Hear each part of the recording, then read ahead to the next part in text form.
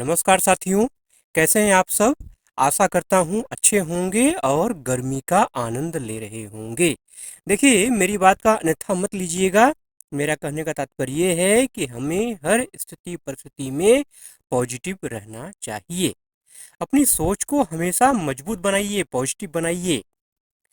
चलिए, हमेशा की तरह आज फिर प्रीवियस ईयर्स के जो क्वेश्चंस आपके हैं एसएससी सीजीएल में, एसएससी सीएचएसएल में पूछे गए प्रीवियस ईयर्स के जो जीके जीएस के क्वेश्चंस हैं, प्रीवियस ईयर्स का जो पेपर है 2021 का पेपर आज मैंने सेलेक्ट किया है। आज के सेशन में वो पेपर हम सॉल्व करेंगे। ठीक है, आशा करता हूँ वीडियो आप कंप्लीट देखेंगे। चलिए, प्रश्नों का सिलसिला शुरू करते हैं। पहले प्रश्न की अगर बात की जाए तो प्रधानमंत्री गरीब कल्याण पैकेज मतलब पीएमजेकेपी, ठीक है। साफ तौर पे यहाँ पे इसका फुल फॉर्म लिखा हुआ है, एग्जाम में फुल फॉर्म भी आपसे पूछा जाता है। प्रधानमंत्री गरीब कल्याण पैकेज का मतलब क्या होता है? पीएमजीकेपी, ठीक है। बीमा योजना को केंद्र सरकार द्वारा जून 2021 में बढ़ा दिया गया था। यह प्रावधान करती है कि स्वास्थ्य कर्मियों के परिवारों को व्यक्तिगत दुर्घटनाओं के मामले में डैश लाख मुआवजा मिलेगा, ठीक है। एक बात आपको क्लियर कर दूं, ये जो प्रधानमंत्री गरीब कल्याण पैकेज है, बीमा योजना जो है, ये 2021 में इसका समय बढ़ाया गया, 2022 तक बढ़ाया गया। इसका जो है ये है क्या जो है एक्चुअल में जो आपका कोविड-19 था ना, कोविड-19 मतलब कोरोना, समझते हैं ना। कोविड-19 के दौरान जो स्वास्थ्यकर्मी, ठीक है, जो स्वास्थ्यकर्मी उस फील्ड में लगे हुए थे, मरीजों की सेवा में डायरेक्ट लगे हुए थे, उनके लिए बीमा योजना लाई गई थी, सुरक्षा के लिए लाई गई थी। अगर कुछ हो जाए तो उनके परिवार को सुरक्षित किया जा सके, ठीक है। तो इसके तहत जो है 50 लाख का मुआवजा देने का प्रावधान था, जिसे गवर्नमेंट ने बाद में 6 महीने के लिए और बढ़ा दिया गया, ठीक है। तो चूंकि करंट अफेयर्स का क्वेश्चन था उस समय के लिहाज से, इस समय आपके लिए ज़्यादा उपयोगी नहीं है। फिलहाल आपको इतना जानना है कि पीएमजेकेपी का मतलब क्या होता है, प्रधानमंत्री गरीब कल्याण पैकेज, ठीक है। क्वेश्चन नंबर 2 की अगर बात की जाए तो निम्नलिखित में से किस देश ने कभी भी ओलंपिक खेलों का आयोजन नहीं किया? तो दक्षिण अफ्रीका इसका राइट आंसर है। दक्षिण अफ्रीका ने कभी भी ओलंपिक खेलों का आयोजन नहीं किया। क्वेश्चन नंबर 3 की अगर बात की जाए तो मेंडलीव की आवर्त सारणी के अनुसार समूह 3 के किस अज्ञात तत्व का परमाणु क्रमांक 68 था, 68 था, जिसे बाद में गैलियम द्वारा प्रतिस्थापित कर दिया गया था। अब जरा ऑप्शन पे ध्यान दीजिए, एका मैग्नीज, एका बोरान, एका सिलिकॉन, एका एल्यूमिनियम। यहाँ पे एका लगा हुआ, हम तो बोरान सिलिकॉन एल्यूमिनियम जानते थे, एका क्या है? सोचने वाली बात है ना, अगर जानकारी जिनको नहीं है वो कंफ्यूज हो जाएंगे, ठीक है। देखिए, बता दूं, क्लियर कर दूं, मेंडलीफ ने जब आवर्त सारणी का निर्माण अपने किया था तो कंप्लीट मतलब उसमें सारे तत्वों की जानकारी नहीं थी, ठीक है। इसलिए उन्होंने आवर्त सारणी में क्या किया था, जगह छोड़ दिया था कि भविष्य में जब ये तत्व, ये एलिमेंट खोजे जाएंगे तो ये एलिमेंट इसी जगह पर स्थापित होगा। हाँ, कितने जीनियस लोग थे कि पहले ही भविष्यवाणी कर दी कि ये तत्व जब खोजा जाएगा तो ये इसी जगह आएगा, ठीक है। तो एका एल्यूमिनियम मतलब अज्ञात तत्व था वो, ठीक है, क्लियर नहीं था उनको, लेकिन प्रॉपर्टी उनको पता थी कि इस प्रॉपर्टी का तत्व इसी जगह पे आएगा, ठीक है।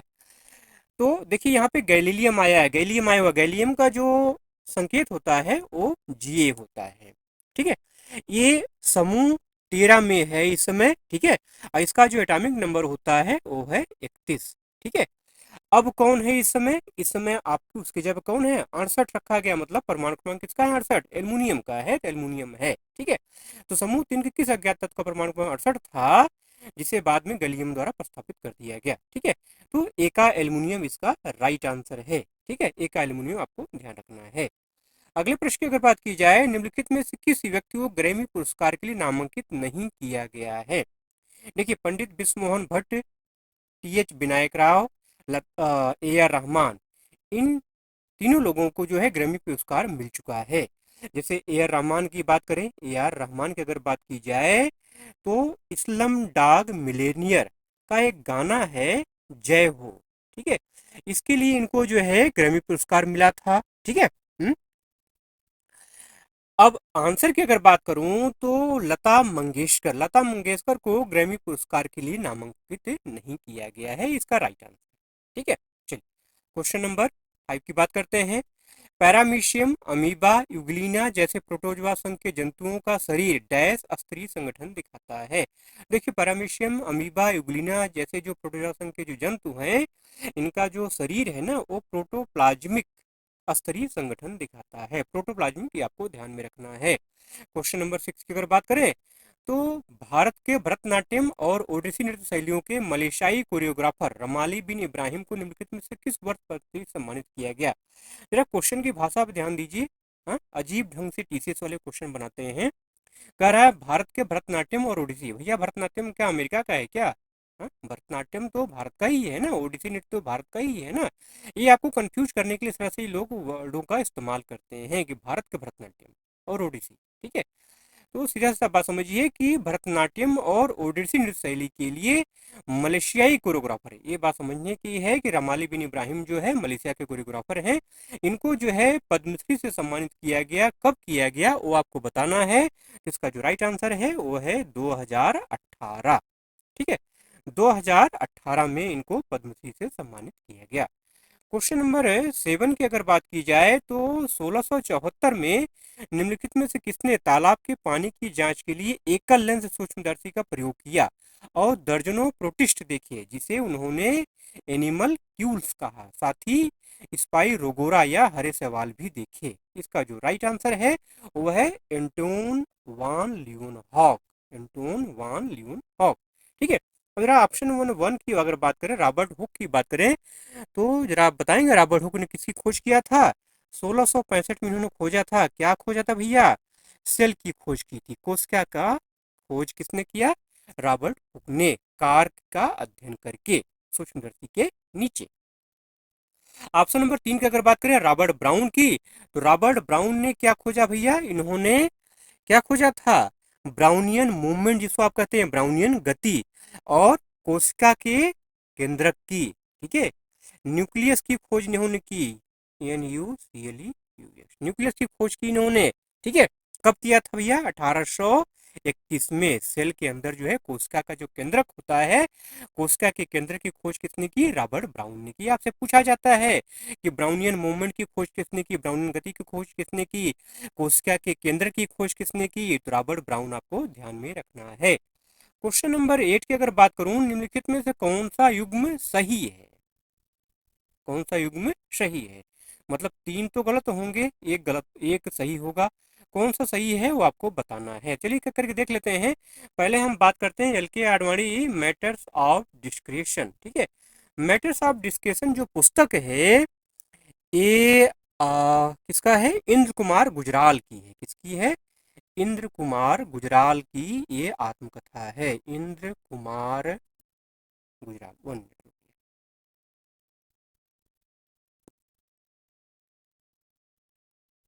इंद्र कुमार गुजराल। इंद्र कुमार गुजराल कौन थे भैया? इंद्र कुमार गुजराल, इंद्र कुमार जो है इंद्र कुमार गुजराल जो है ये भारत की क्या है?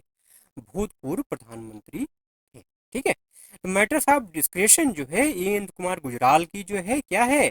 आत्मकथा है। ठीक है, वहीं अगर हम बात करें straight from the heart, straight from the heart, straight from the heart किसकी रचना है? स्ट्रेट फ्रॉम द हार्ट जो है ये कपिल देव की रचना है। कपिल देव की क्या है? ये आत्मकथा है। ये ध्यान रखना है आपको, कपिल देव की क्या है? ये आत्मकथा है। लिविंग शैडोज की अगर बात करें जो है, लिविंग शैडोज की अगर बात की जाए तो लिविंग शैडोज जो है ये वाल्टर जी जिप्सन, किसकी? वाल्टर, वाल्टर जी जिप्सन। ठीक है, GIBSON, वाल्टर जी जिप्सन की रचना है। ठीक है, तो ये 3 तो गलत हो गए आपके, बता दिया आपको ना। मैटर्स ऑफ डिस्क्रिशन जो है इंद्र कुमार गुजराल भूतपूर्व प्रधानमंत्री की आत्मकथा है। स्ट्रेट फ्रॉम द हार्ट ये कपिल देव की आत्मकथा है। लिविंग शैडोज जो है ये वाल्टर गिब्सन की रचना है। तो बचा आपका Vijay Kumar Singh courage and conviction. Vijay Kumar Singh courage and conviction जो है ये सही युग्म है, इनकी ये सही रचना है। ठीक है, क्वेश्चन नंबर 9 की अगर बात की जाए तो निम्नलिखित में से कौन सा उपकरण फेंकने वाले खेलों के आयोजनों में प्रयोग किया जाता है? फेंकने वाले खेल जैसे कि बैडमिंटन है, रैकेट से खेला जाता है ना। तो शॉट, 60 इसका राइट आंसर है। क्वेश्चन नंबर 10 की अगर बात की जाए, निम्नलिखित में से कौन कर्नाटक से हिंदुस्तानी शास्त्रीय संगीत की ख्याल शैली के या की एक भारतीय गायक थे या थी? ठीक है, जरा ध्यान देने की बात है, कर्नाटक से, ठीक है, कर्नाटक से हिंदुस्तानी शास्त्रीय संगीत। हाँ, देखिए कर्नाटक में जो है आपका पिछला जो वीडियो था उसमें मैंने डिस्कस किया था इसके बारे में, बता देता हूँ। कर्नाटक में कर्नाटक संगीत शैली चलता है या दक्षिण भारतीय संगीत शैली चलता है। उत्तर भारत की अगर बात करूँ तो उत्तर भारत में हिंदुस्तानी शास्त्रीय संगीत चलता है या उत्तर भारतीय संगीत चलता है। ठीक है, तो दोनों का संगीत अलग अलग है, लेकिन यहाँ पे कह क्या रहा है, कर्नाटक से है ये, और हिंदुस्तानी शास्त्रीय संगीत की ख्याल शैली के गायक या गायिका हैं। कौन है ये? इनका नाम है भैया गंगूबाई हंगल। क्या नाम है? गंगूबाई हंगल। ये आपको ध्यान में रखना है। अच्छा, आपसे पूछा जा सकता है कि गंगूबाई हंगल का संबंध किस घराने से है? ये आपको ध्यान में रखना है। तो गंगूबाई हंगल का संबंध है किराना घराना। ठीक है ना मेरे भाई, ध्यान रखिएगा। गंगूबाई हंगल का संबंध किससे है? किराना घराना से। और इनका संबंध किससे है? ख्याल गायकी से है। ठीक है, और इनके बारे में आपको डिटेल में बता दूं, 2000 हाँ 2002 में इनको जो है पद्म विभूषण से सम्मानित किया गया। ठीक है, 1971 में आपको जो है पद्म भूषण से सम्मानित किया गया था। फिर से बता देता हूँ, अगर कॉपी कलम आप लेके बैठे हैं, नोट्स बना रहे हैं तो बहुत अच्छा है, नोट्स बनाते चलिए। गंगूबाई हंगल को 2002 में जो है पद्म विभूषण और 1971 में पद्म भूषण से सम्मानित किया गया था। ठीक है, वहीं अगर बात करें पंडित रविशंकर की, पंडित रविशंकर का संबंध किससे है भैया? पंडित रविशंकर का संबंध किससे है? सितार से है, सितार वादक हैं ये। ठीक है, पंडित रविशंकर को जो है और भी बहुत सारे पुरस्कार मिले हैं, लेकिन एक महत्वपूर्ण पुरस्कार है कि 1999 में जो है इनको क्या दिया गया था? भारत रत्न प्रदान किया गया था। ठीक है, चलिए क्वेश्चन नंबर बात करते हैं 11 की। यामिनी कृष्णमूर्ति को 1977 में डैश से सम्मानित किया गया था। ठीक है, जब तक हम इसका आंसर बताते हैं आप कमेंट करके ये बताइए जो है कि यामिनी कृष्णमूर्ति का संबंध किस नृत्य शैली से है। ये क्वेश्चन निश्चित तौर पे एसएससी के हर एग्जाम में पूछा जाता है, क्योंकि यामिनी कृष्णमूर्ति का संबंध दो नृत्य शैलियों से है। कौन सी नृत्य शैली दोनों है, जरा कमेंट करके आप बताइए, तब तक मैं आंसर बता देता हूँ आपको। देखिए, यामिनी कृष्णमूर्ति को 1977 में जो है संगीत नाटक अकादमी पुरस्कार से सम्मानित किया गया था। ठीक है, कौन सा पुरस्कार भैया? संगीत नाटक अकादमी। ठीक है, और बता दूं आपको 2001 में इनको पद्म भूषण से सम्मानित किया, पद्म भूषण से सम्मानित किया गया, और 2016 में इनको जो है पद्म विभूषण से सम्मानित किया गया। ठीक है, तो फैक्ट मैंने बता दिए आपको जो है। ठीक है, और एक चीज और बता दूं, 1968 में जो है, हाँ 1968 में, ध्यान रखिएगा, 1968 में इनको पद्मश्री से सम्मानित किया गया। तो 1968 पद्मश्री। ठीक है, 1968 पद्मश्री। 2001 में जो है पद्म भूषण, और 2016 में पद्म विभूषण से यामिनी कृष्णमूर्ति को सम्मानित किया गया। अब बात आई कि यामिनी कृष्णमूर्ति का संबंध किस नृत्य शैली से है, तो ध्यान रखिएगा, भरतनाट्यम। भरतनाट्यम। कौन सा भैया? भरतनाट्यम प्लस कुचिपुड़ी। कुचिपुड़ी। ठीक है, कुचिपुड़ी। ठीक है, अच्छा, कुचिपुड़ी किस राज्य की नृत्य शैली है? शास्त्रीय नृत्य शैली तो है, किस राज्य की नृत्य शैली है, और उस राज्य के किस गांव से इसकी उत्पत्ति हुई है? कमेंट करके आप बताइए, तब तक मैं चलता हूँ अगले क्वेश्चन पे। आगे इसका जवाब हम देंगे, लेकिन आप पहले दिमाग को थोड़ा जोर डालिए और बताइए कमेंट करके। ठीक है, क्वेश्चन नंबर 12 पे चलते हैं। निम्नलिखित में से कौन सा खनिज नदियों, जड़ों प्लेयर और तट पर, विशेष रूप से समुद्र तटों बीच प्लेयर में नहीं पाया जाता है? ठीक है, मतलब टीन है, बॉक्साइट है, प्लेटिनियम है, सोना। देखिए, टीन है, प्लेटिनियम है, सोना है तो पाए जाते हैं, लेकिन जो आपका बॉक्साइट है ना, ये नहीं पाया जाता है। बॉक्साइट कहाँ पाया जाता है भैया? ये पहाड़ों पे पाया जाता है, पहाड़ों, पहाड़ों और पठारों पर, पहाड़ों और पठारों पर ध्यान रखना है। ठीक है, ये नदियों के किनारों या बीच के किनारे जो है, मतलब जो समुद्र जो तट है या नदी के जो तट है, वहां ये नहीं पाया जाता है। ठीक है, तो पहाड़ों और पठारों पर जो है कैपिंग के रूप में जो है बॉक्साइट पाया जाता है। अगर आपसे पूछा जाए कि बॉक्साइट का प्रमुख उत्पादक राज्य कौन भारत में है, तो ध्यान रखिएगा, वो है उड़ीसा। उड़ीसा। ठीक है, उड़ीसा। ठीक है, अच्छा, उड़ीसा में अभी सरकार बदली है। ठीक है, पहले किसकी गवर्नमेंट थी, नई गवर्नमेंट किसकी आई है, ध्यान रखिएगा, करंट अफेयर से क्वेश्चन ये बन सकता है। ठीक है। अच्छा, एक चीज और बता, ध्यान दीजिए, बॉक्साइट किसका अयस्क है, तो बॉक्साइट जो है आपका एल्युमिनियम का एक्स है, अयस्क है एल्युमिनियम, जिसका फार्मूला सूत्र क्या होता है, संकेत क्या होता है, एल, एल्युमिनियम का क्या है, अयस्क है बॉक्साइट। ठीक। क्वेश्चन नंबर 13 की बात कर लेते हैं। कलकत्ता के निम्नलिखित में से कौन से गायक नवंबर 1902 में ग्रामोफोन पर व्यावसायिक रूप से रिकॉर्ड करने वाले उपमहाद्वीप के प्रथम कलाकार थे, तो गौहर जान, ध्यान रखिएगा, गौहर जान, गौहर जान को जो है हिंदुस्तान का पहला करोड़पति गायक भी कहा जाता है, गौहर जान। ठीक है। ठीक, गौहर जान। अगले प्रश्न की अगर बात करें, तो समाज में अपराध को कम करने के उपाय के तौर पर अक्टूबर 2021 में किस राज्य या केंद्र शासित प्रदेश में ऑपरेशन सजग शुरू किया गया था, तो इसका जो राइट आंसर है वो है दिल्ली। करंट अफेयर का क्वेश्चन था, उसमें इसका इंपॉर्टेंट था, इसमें आपके लिए इसका इंपॉर्टेंट नहीं है, लेकिन हाँ, ऑपरेशन सजग के नाम से क्वेश्चन और है, वो आपके लिए इंपॉर्टेंट है, वो आपको जानना जरूरी है।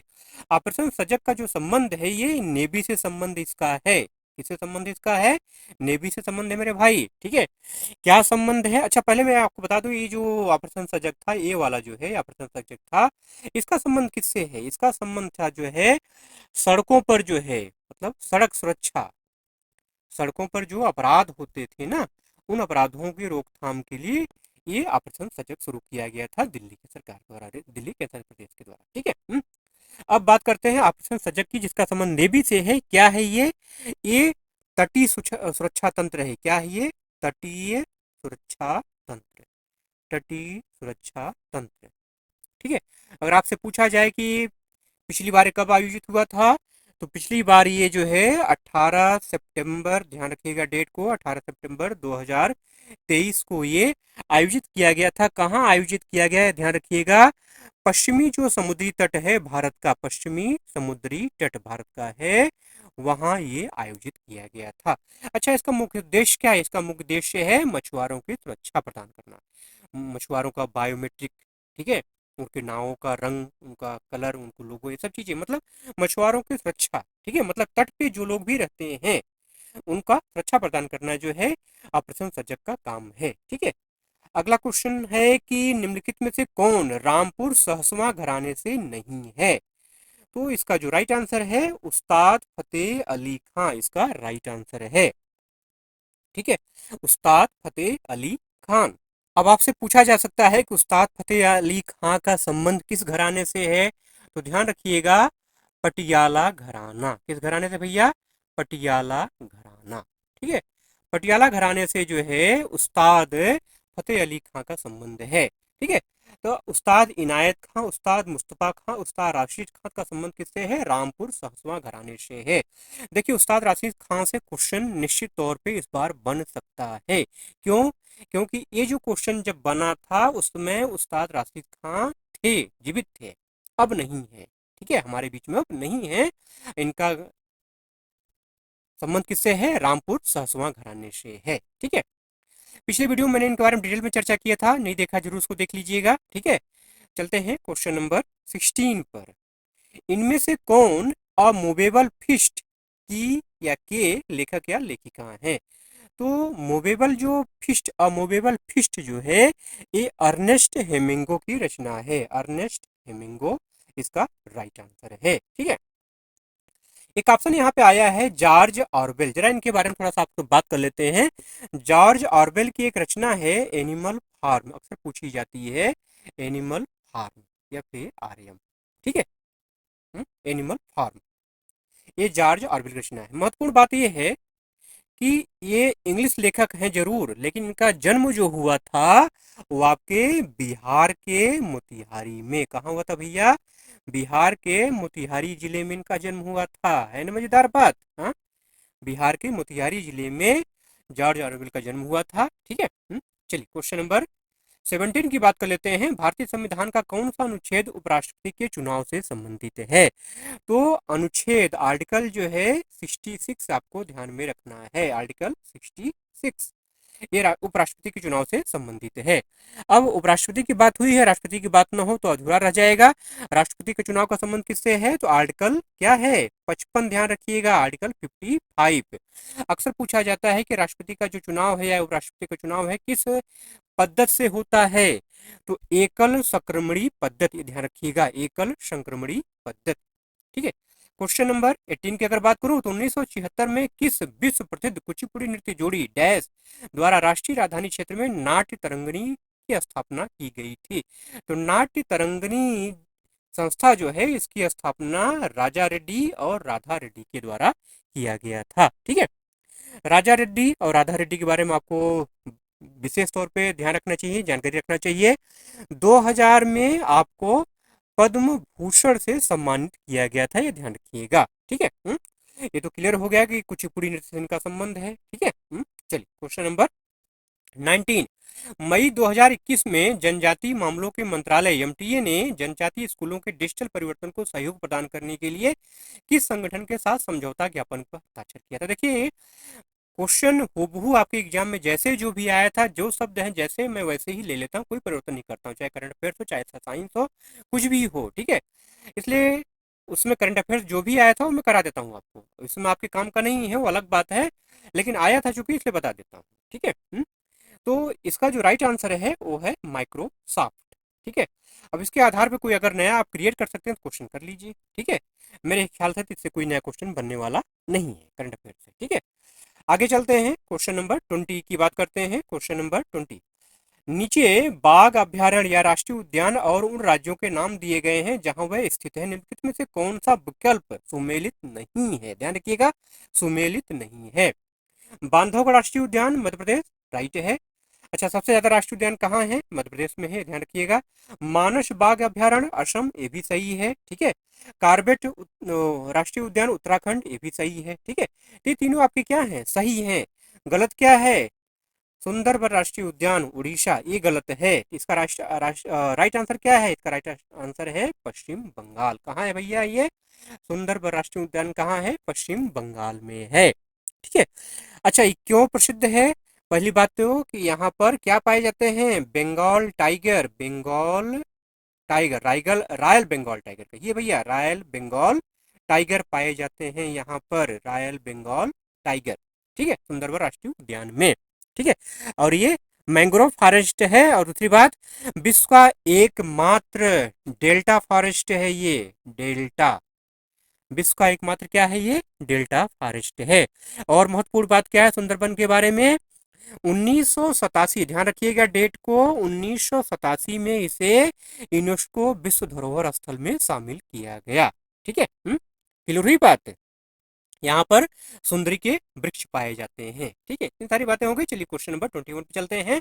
1879 में सैलामेंडर के भ्रूण में कोशिका विभाजन का अवलोकन किसने किया, जहां कोशिकाएं निश्चित अंतराल पर विभाजित होती हैं? तो इसका जो राइट आंसर है वह है वाल्थर फ्लेमिंग। ऑप्शन नंबर 1 जो है इसका राइट आंसर है, वाल्थर फ्लेमिंग। ठीक है।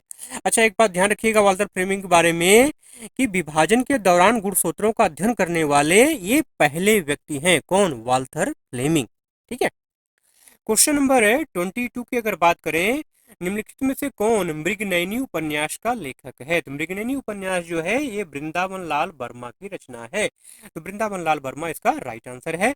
सुमित्रा नंदन पंत के बारे में अगर बात करूं, थोड़ा सा जानकारी ले लीजिए इनके बारे में भी जो है। तो चितंबरा इनकी एक रचना है, बड़ी फेमस है, चितंबरा, चितंबरा। ठीक है। क्यों फेमस है भैया? क्योंकि 1968 में इसके ऊपर इन्हों क्या मिला था? ज्ञानपीठ पुरस्कार प्रदान किया गया था। ठीक है। साहित्य का ज्ञानपीठ पुरस्कार जो है 1968 में चिदम्बरा के लिए सुंदरानंद पंत को प्रदान किया गया था। ठीक है।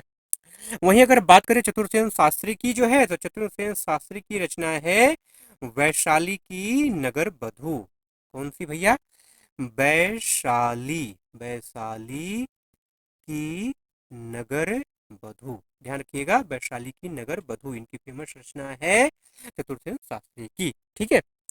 रांगे राघव की अगर बात करें जो है, तो रांगे राघव को जो है हिंदी का शेक्सपियर कहा जाता है। ठीक है। क्यों? क्योंकि इन्होंने कुछ विदेशी रचनाओं की क्या, काफी ज्यादा विदेशी रचनाओं को क्या किया? हिंदी अनुवाद किया है, इसलिए हिंदी का इनको क्या कहा जाता है? शेक्सपियर कहा जाता है। ठीक है। क्वेश्चन नंबर 23 की अगर बात करें तो सरकारी बजट का निम्नलिखित में से उद्देश्य क्या होता है? क्या होता है? जीडीपी का विकास होता है, संसाधनों का पुनः आवंटन होता है, संतुलित क्षेत्रीय विकास होता है। बजट का ही मतलब होता है भैया ना। इसका मतलब ऑप्शन नंबर जो 2 है इसका राइट आंसर है। ए बी सी मतलब तीनों सही है। क्वेश्चन नंबर 24 की अगर बात करें तो समूह में नीचे बढ़ने पर संयोजी इलेक्ट्रॉन द्वारा अनुभव किया जाने वाला प्रभावी नाभिकीय आवेश क्यों घटता है? पहला क्या है? सबसे बाहरी इलेक्ट्रॉन नाभिक के सबसे निकट होते हैं। देखिए ये आपका नाभिक है। ठीक है। नाभिक के बाहर आपकी ये कक्षाएं होती हैं। ठीक है। जिसमें इलेक्ट्रॉन आपका क्या करता है? रिवॉल्व करता है। जिसमें इलेक्ट्रॉन क्या करता है? आपका रिवॉल्व करता है। ठीक। ये आपका न्यूक्लियस है। ठीक है। आपका क्या रहा? पहला क्या है? सबसे बाहरी इलेक्ट्रॉन नाभिक के सबसे निकट होता है। बताइए जरा जो है ये सबसे बाहरी इलेक्ट्रॉन ये नाभिक के सबसे निकट है कि सबसे दूर है? दूर है ना। दूसरा तत्व निष्क्रिय होते हैं। तीसरा क्या है? सबसे भीतरी इलेक्ट्रॉन नाभिक से बहुत सबसे भीतरी इलेक्ट्रॉन तो ये है ना भैया, नाभिक से दूर है कि पास में? पास में है ना। चौथा ऑप्शन क्या है? सबसे बाहरी इलेक्ट्रॉन नाभिक से बहुत दूर होते हैं। तो सबसे बाहरी इलेक्ट्रॉन क्या होगा? वो नाभिक से क्या होगा? सबसे दूर होगा ना। तो जरा कॉमन सेंस अगर लगाएंगे तो आंसर आराम से आप गेस करते हैं। सबसे बाहरी इलेक्ट्रॉन क्या? तो नाभिक से बहुत दूर होते हैं। तो समूह में नीचे बढ़ने पर संयोजी इलेक्ट्रॉन द्वारा अनुभव किया जाने वाला प्रभावी नाभिकीय आवेश क्यों घटता है? क्योंकि वो सबसे जो बाहरी इलेक्ट्रॉन होते हैं क्या होते हैं? नाभिक से दूर होते हैं। बात क्लियर हो गई। क्वेश्चन नंबर 25 ये आज का लास्ट प्रश्न है। कराने से पहले एक रिक्वेस्ट है, निवेदन है। ठीक है। कि चैनल पर अगर नए हैं तो सब्सक्राइब जरूर कर लीजिएगा मेरे भाई, ऐसे ही वीडियो देखने के लिए। अगर वीडियो पसंद आ रहा हो, अच्छा लग रहा हो, ठीक है, कई सारे वीडियो मैं अब तक करा चुका हूँ प्रीवियस ईयर पर। ठीक है। नहीं देखा है तो उसको जरूर आप वॉच कर लीजिएगा। ठीक है। प्ले लिस्ट में जाए सीएसएल का जो प्ले लिस्ट है वहाँ पर सारी वीडियो का लिंक आपको मिल जाएगा, वहाँ से जरूर से वॉच कर लीजिएगा। और लाइक जरूर कर दीजिएगा अगर आपको पसंद आया हो, क्वेश्चन वीडियो पसंद आया हो। ठीक है। ज़्यादा क्या कहूँ। ठीक है। लाइक कर देंगे तो एक मोटिवेशन मिल जाता है, मुझे काम करने का उत्साह बढ़ जाता है मेरे अंदर। ठीक है। चलिए क्वेश्चन नंबर 25 संगीत नाटक अकादमी पुरस्कार विजेता यल बिनो देवी को निम्नलिखित में से किस शैली के में उनके योगदान के लिए पुरस्कृत किया गया? तो इसका जो राइट आंसर है वो है मणिपुरी। अब यल बिनो देवी के नाम पर, ठीक है, एक बात और एक नाम और ध्यान आता है, लौरेम्बन बिनो देवी। क्या भैया? ध्यान रखिएगा, लौरेम्बन लौरेम्बन बिनो देवी। लौरेम्बन बिनो देवी इनका भी संबंध मणिपुर से है। ठीक है। क्यों ये मैं चर्चा कर रहा हूँ? इनकी चर्चा मैं इसलिए कर रहा हूँ कि वहां की एक लीबा कला है, कपड़ा कला होती है, लीबा कला, लीबा कला, लीबा कला। ठीक है। लीबा कला के लिए इनको पद्मश्री प्रदान किया गया है। क्या प्रदान किया गया भैया? पद्मश्री इनको प्रदान किया गया है लीबा कला के लिए। ठीक है। बात क्लियर हो गई। ठीक। अच्छा अब हम बात कर लेते हैं जरा कुचिपुड़ी की। मणिपुर पर कुचिपुड़ी है। अच्छा पीछे मैंने क्वेश्चन आपसे पूछा था कि कुचिपुड़ी का संबंध किस राज्य से है? तो कुचिपुड़ी का संबंध किस राज्य से है भैया? ये आंध्र प्रदेश से है। मैंने पूछा था किस गांव से है, तो ध्यान रखिएगा कुचिपुड़ी गांव से है। किस गांव से है? कुचिपुड़ी नृत्य का उत्पत्ति कहाँ से हुआ है? ये कुचिपुड़ी गांव से हुआ है। ठीक है, ये ध्यान रखिएगा। सत्रिया नृत्य की अगर बात करें तो श्रीमंत शंकरदेव, ध्यान रखिएगा, वैष्णव संत श्रीमंत शंकरदेव को मेन माना जाता है सत्रिया। और ये क्या है? ये नवीनतम शास्त्रीय नृत्य है। ओडिसी के बारे में आप जानते ही हैं, ये क्या है? नृत्य नाटक शैली है। ठीक। तो इतनी सारी बातें क्लियर हो गई होंगी मेरे ख्याल से। कहीं कोई कंफ्यूजन हो, कोई दिक्कत हो, निश्चित तौर पे आप कमेंट कर सकते हैं, पूछ सकते हैं बेहिचक। पिछला वीडियो मैंने जो अपलोड किया था 800 से ऊपर लोगों ने उसको देखा, लेकिन अगर कमेंट की बात करूं तो बहुत कम, नाम मात्र कहा जाए जिसको जो है। आप लोग कमेंट किया करिए थोड़ा सा, क्या दिक्कत है, क्या परेशानी है। ठीक है। या जो चीजें पूछी जाती है उसका कमेंट किया करिए। आप लोग शर्माते क्यों हैं? इतना इतना हिचक अगर अपने मन में रखेंगे, इतना अगर शर्म करेंगे तो आगे नहीं पढ़ पाएंगे। थोड़ा सा बेहिचक बनिए, हिचक नहीं बेहिचक बनिए और आगे बढ़िए। ठीक है। तो चलिए आज इन्हीं प्रश्नों के साथ सेशन को एंड करते हैं, वीडियो को एंड करते हैं। ठीक है। फिर से वही बात कहूंगा, अगर वीडियो अच्छा लगा हो तो जाते जाते एक लाइक जरूर कर दीजिएगा, और चैनल पर अगर नए हैं तो सब्सक्राइब करके ऑल पे क्लिक करके, ठीक है, मतलब नोटिफिकेशन बेल आइकन पे क्लिक करके ऑल पे जरूर से प्रेस कर लीजिएगा मेरे भाई, तभी आपको नोटिफिकेशन मिलेगा। ठीक है, पूरा वीडियो आपने देखा इसके लिए आपका बहुत बहुत बहुत धन्यवाद। चलिए मिलते हैं अगले वीडियो में, तब तक के लिए जय हिंद।